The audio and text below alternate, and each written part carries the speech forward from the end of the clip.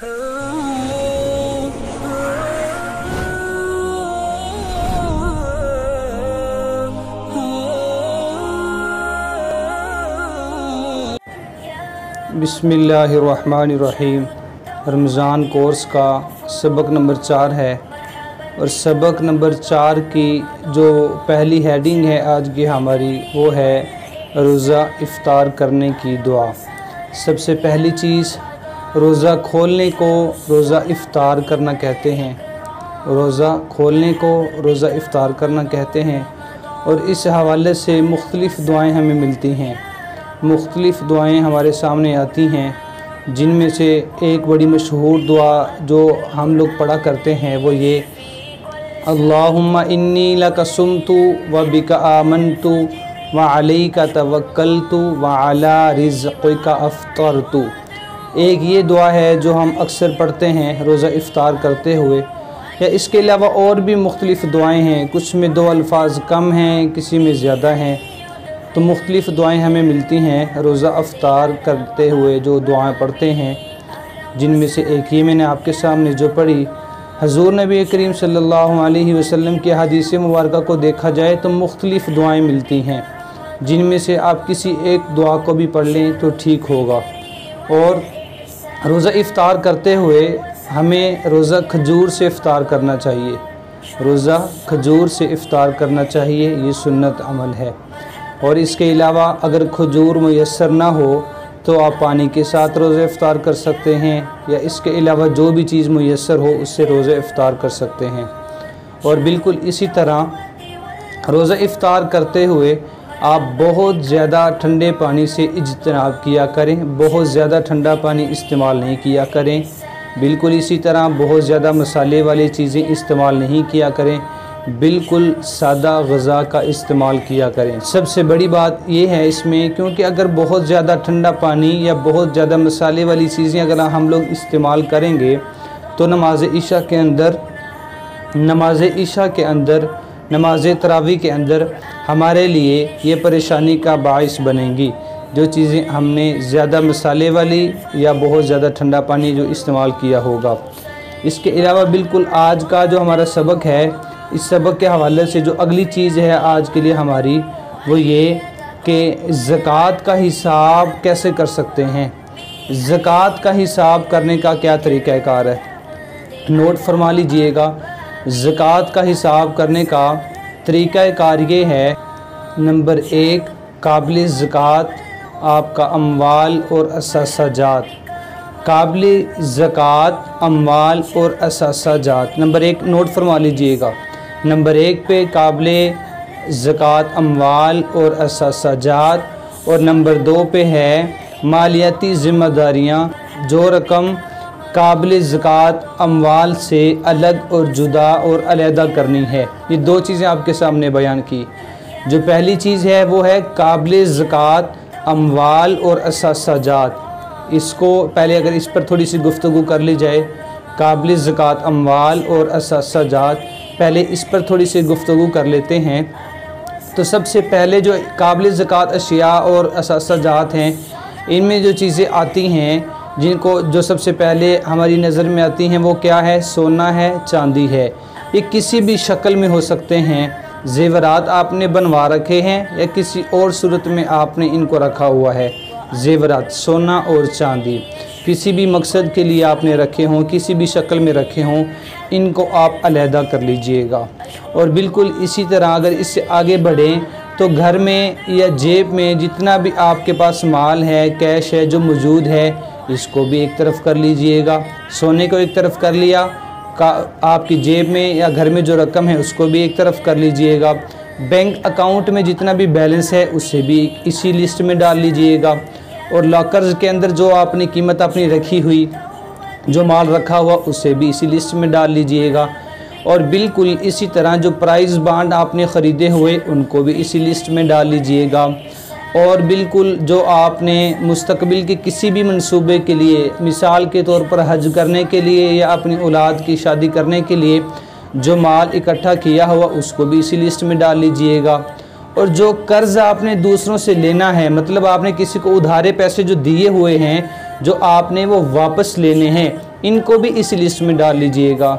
जो कोई कमेटी आपने डाली हुई, जो आप जमा करवा चुके, जो पैसे आप उनको दे चुके, जितनी कमेटियाँ आपकी उधर चली गई उन सबको इस लिस्ट में डाल लीजिएगा। और बिल्कुल इसी तरह और सरमायाकारी कोई भी है, शराकतदारी है, आप किसी के साथ शेयर्स में आपका हिस्सा है, उनको भी आप इसी लिस्ट में डाल लीजिएगा। और माल तिजारत यानी जो दुकान और गोदाम या फैक्ट्री में जो आपने माल स्टॉक किया हुआ है, जो काबिल फ़रोख्त है, आप उसको भी इसी लिस्ट में डाल लीजिएगा। और बिल्कुल इसी तरह इससे आगे अगर चलें तो फ़रोख्त शुदा माल के बदले में हासिल शुदा अशिया की मालियत और फ़रोख्त करने की गरज से, बिज़नेस तिजारत करने की गरज से आपने कोई प्लाट ख़रीदा हुआ, कोई जगह, कोई मकान ख़रीदा हुआ आपने, तो इस फ्लैट, दुकान या मकान की जो मौजूदा कीमत है उसको भी इसी लिस्ट में डाल लीजिए। ये अभी तक जितनी भी चीज़ें बयान की हैं ये एक लिस्ट है, ये एक लिस्ट बना लीजिए। एक लिस्ट जब इनकी आपकी मुकम्मल हो जाए, आप इस लिस्ट को एक नाम दे दें, एक टाइटल और एक हेडिंग दे दें। मिसाल के तौर पे हम इसको ए का नाम दे देते हैं, इसको ए कैटेगरी का नाम हम दे देते हैं। अब इसके अलावा जो दो चीज़ें बयान की थी शुरू में, पहली चीज़ कौन सी थी? काबिल ज़कात अशिया और असासाजात। और नंबर 2 पे जो दूसरी चीज़ बयान की थी वो थी मालियाती ज़िम्मेदारियाँ। वो कौन सी हैं जो ज़कात का हिसाब करने में हमने पढ़ी। अब उन चीज़ों को पढ़ लेते हैं जो नंबर 2 वाली चीज़ें हैं। वो कौन कौन सी हैं? कर्ज़ जो अदा करना है, मिसाल के तौर पे जो कर्ज़ आपने किसी से लिया हुआ उनको जो वापस करना है, लौटाना है, उसको आप एक तरफ कर लीजिएगा।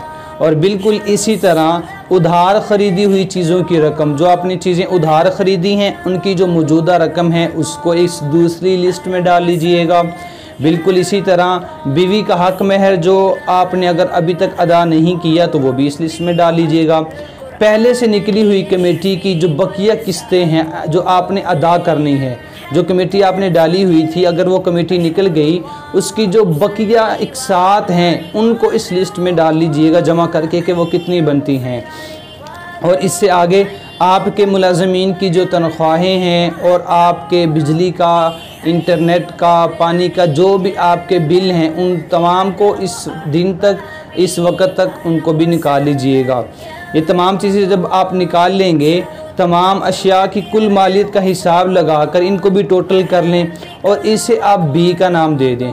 जो पहली एक लिस्ट थी जो कि ज़कात का हिसाब करने में जो पहली लिस्ट हमने पढ़ी थी काबिल ज़कात अशिया और असासाजात, जिसको हमने ए का नाम दिया था, उसको भी आपने जमा कर लिया, एक साइड पर रख दिया। नंबर 2 पे जो दूसरी कैटेगरी हमने पढ़ी, इस पूरी लिस्ट की भी आपने कीमत लिख ली, इसको अलग से रख दिया। अब हिसाब करने का जो तरीक़ाकार वो क्या है, वो ज़रा समात फरमाइएगा, नोट फरमा लीजिएगा। अब काबिल ज़कात अशिया की कुल मालियत से ये बाद वाली रकम यानी मालियाती ज़िम्मेदारी वाली रकम तफरीक कर दें, यानी ए में से बी को माइनस कर दें, यानी ए में से बी को माइनस कर दें, तफरीक कर दें। और जो जवाब आएगा इसको 40 पर तकसीम कर दें। अब जो जवाब आएगा वो आपकी ज़िम्मा वाजिबुल अदा ज़कात की कुल रकम होगी। मिसाल के तौर पे फ़र्ज़ कर लें कि ए की मिक़दार 20 लाख है और बी की मिक़दार 2 लाख है। अब जब आप 20 लाख में से 2 लाख माइनस करेंगे तो जवाब आएगा 18 लाख। इसको 40 पर तकसीम करें, जो जवाब आया वो है 45,000।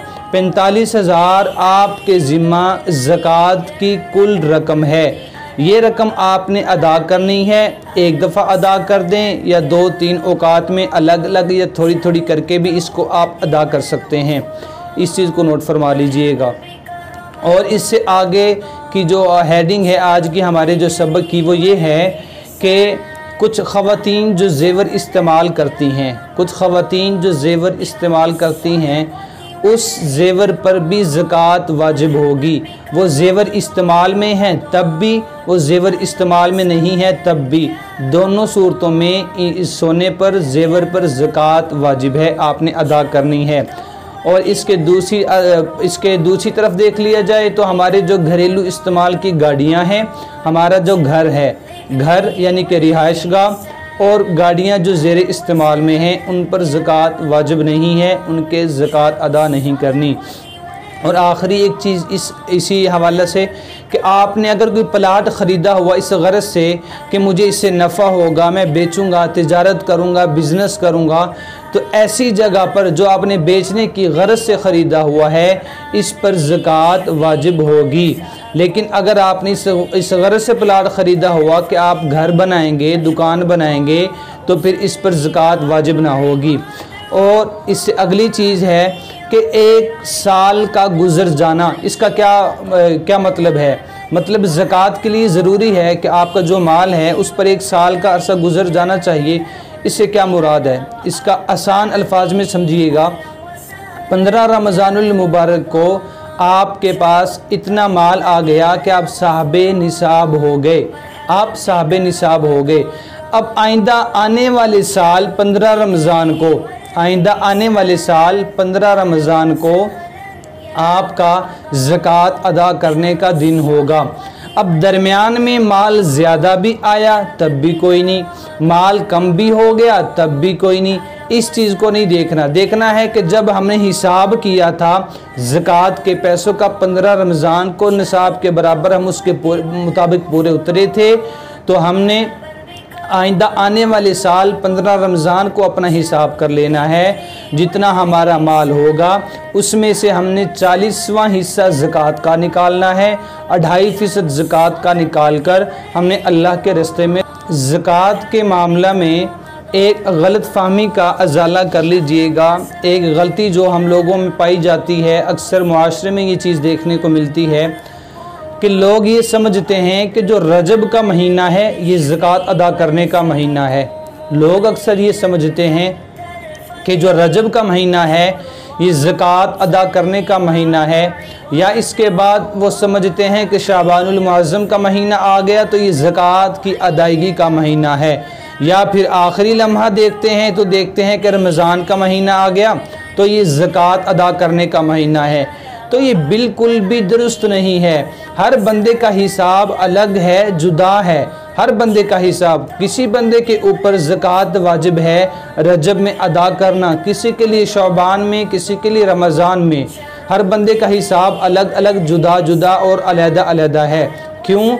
उसकी वजह ये है कि कोई बंदा साहिब निसाब बना था रजब में, कोई बंदा साहिब निसाब बनता है रमज़ान में, कोई बनता है शवाल में। हर बंदे का हिसाब अलग अलग है। अब जिस बंदे को जिस महीने में आकर, जिस डेट पर, तारीख़ पर आकर 1 साल मुकम्मल हो जाए, उसके लिए वही महीना, वही दिन और तारीख़ ज़कात का महीना, ज़कात की तारीख़ हुआ करती है। इस चीज़ को नोट फरमा लीजिएगा।